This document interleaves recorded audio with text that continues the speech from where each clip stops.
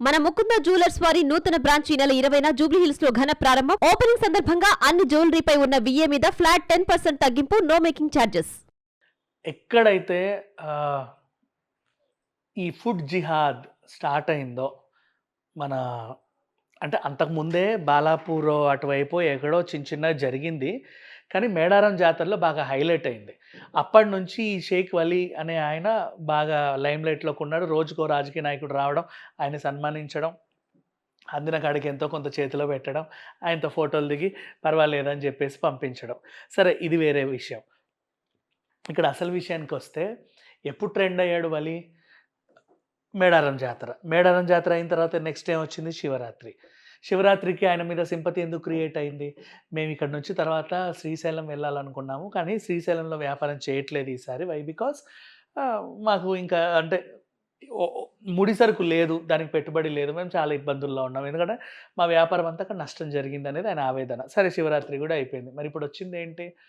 మొన్న 17వ తారీఖు అమావాస్య, నిన్న 18, 19 ఈరోజు చాంద్ కనబడింది. రంజాన్ మాసం స్టార్ట్ అయింది మొత్తానికి.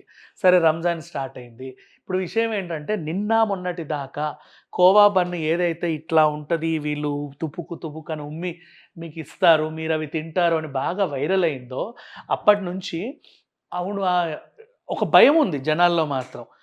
ఆ భయం కాస్త హలీంకి షిఫ్ట్ అయిపోయింది.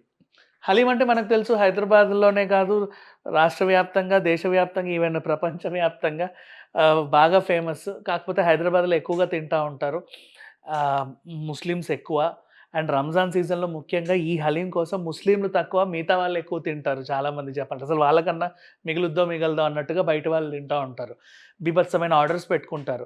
దాంట్లో మీట్ శాతం ఎక్కువ ఉంటే ఒక రేటు, మీట్ శాతం తక్కువ ఉంటే ఇంకో రేటు, చికెన్ ఒక రేటు. అండ్ ఈ మధ్య కాలంలో రెసిపీలు ఎక్కువైపోయాయి కాబట్టి చికెన్ హలీము, నాటుకోడి చికెన్ హలీము, ఇంకేదో హలీము, గోటుతో చేస్తే ఒక రేటు, షీప్‌తో ఒక రేటు, పొట్టేలుతో ఒక రేటు, ఇట్లా డిఫరెంట్ హలీంలు వచ్చాయి. వెజ్ హలీం కూడా వచ్చింది మర్చిపోయా.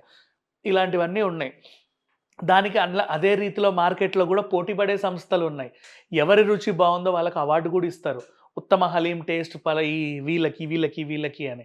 అలా మహా సెంటర్‌లున్నాయి. మనకు కూడా తెలుసు ఇప్పుడు మెహదీపట్నం నుంచి అటు గచ్చిబౌలి సైడ్ ఇటు వెళ్తే ఆ రోడ్డంతా టోలీ చౌకీ గాని, ఇక్కడ గాని కొన్ని వందల మంది పిల్లలు రోడ్డు మీదకొచ్చి ఇట్లా చూపిచ్చి హలీం అని ఇస్తా ఉంటారు.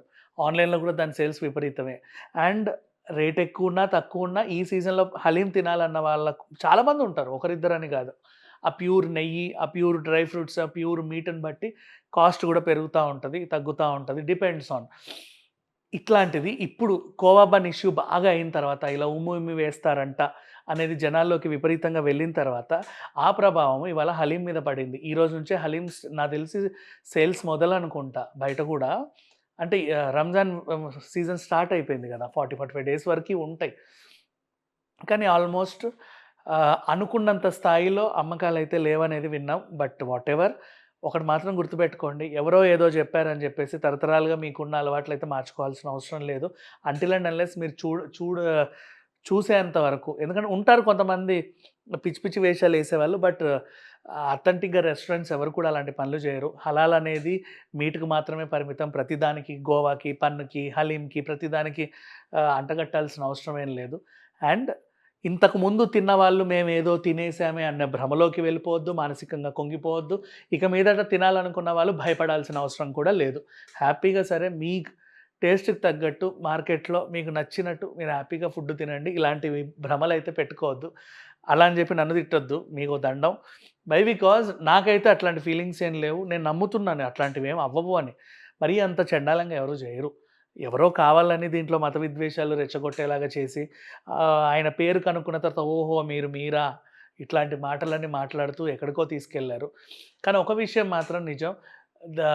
దేశవ్యాప్తంగా ఈ అంశం వచ్చింది కాబట్టి చాలామంది యూత్ మాలో ఇట్లాంటి మత విభేదాలేం లేవు. మేమందరం ఒకటే అని చెప్పి మంచి మద్దతు పలికారు.